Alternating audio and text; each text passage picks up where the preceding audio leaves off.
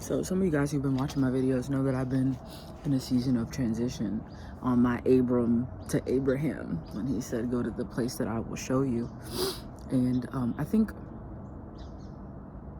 not to make a blanket statement or anything, but I think maybe people don't always talk about the transition period in an authentic manner. Sometimes the transition is hard. It's hard, it's unpredictable, especially depending on how God transitions you. Because everybody's called, we're not all called to the same thing. So I feel like God sometimes, he has to just do things that are unusual for people depending on what he plans on doing with said person.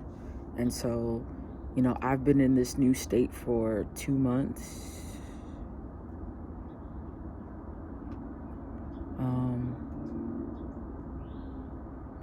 We're in the 3rd month. This is the 3rd month. And, when I was back home, I couldn't get any work, for instance. Couldn't get any work. I thought I was coming here for a particular kind of work, but God was like, nah, the doors just didn't open for that. But instead, they opened for like a major nonprofit. And funny thing, when I applied to the job, I was like, it was casual. I was like, I'm not expecting to get it.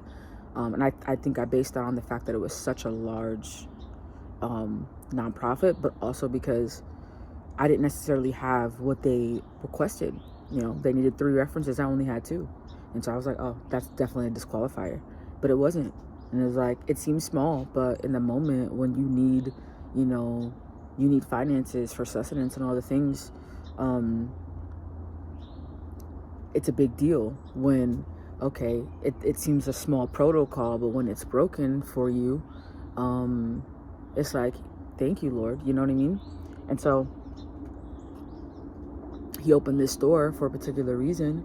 And I think slowly it's starting to make a little bit more sense, because it's a seasonal role, but it could go anywhere. And so I think the biggest part of the transition season, when you don't go from, I got my house here, my apartment here, and I go to my new state and I have my apartment and my job there. You know what I mean? When you don't go in that manner, like that kind of A, B, C, D, E, F, G manner, it's hard to know what God is going to do next, and like, you can literally, all you can do is trust him. And yes, in every part of a transition, no matter how you transition, all you can do is trust him. But like, when you really don't have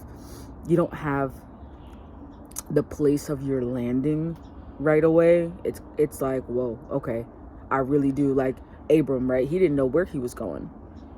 I think he just had to get there, and then, God starts speaking, and it's just like, it's kind of the same thing.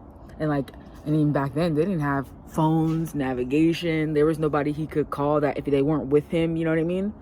And so it's just like, I would say they had it harder. But even so, like, it's difficult when you don't know what God is going to do. So I'm really just making this video just as an update. Like right now, my life is looking like the Bible, low-key, when God sent Elijah to the widow to care for him. And like now, God has opened up an opportunity. I lived with one of my coworkers already, his family. He and his family were so gracious to open up their home to me. I got to be in the guest room. It was really nice, just really cozy and comfortable. And they just showed me so much hospitality and kindness. Like, he and his family are probably like the first set of people that have been that like generous and kind in this new state. Like, I don't know how to put it. It's just like, it was unusual, and it was so just like, it was different. I was like, wow, God, you're really good. The way that you lay things on certain people's hearts, the way you do, and I'm so blessed to have this next space until the season is over. And there's the cute little finches over here eating the food. You know how like the word talks about how God feeds the sparrows? You don't really consider how that happens, but like, there are people who have it on their heart to have these bird feeders out here, and the birds know where to come and they eat. And it's just like, wow.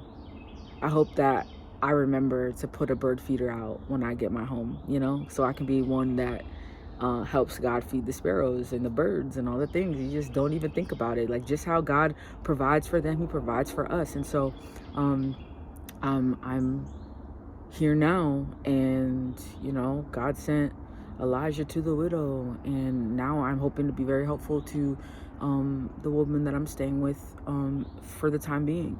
And I'm just super grateful. And so if anybody else is in that transition season and it doesn't look like what you thought,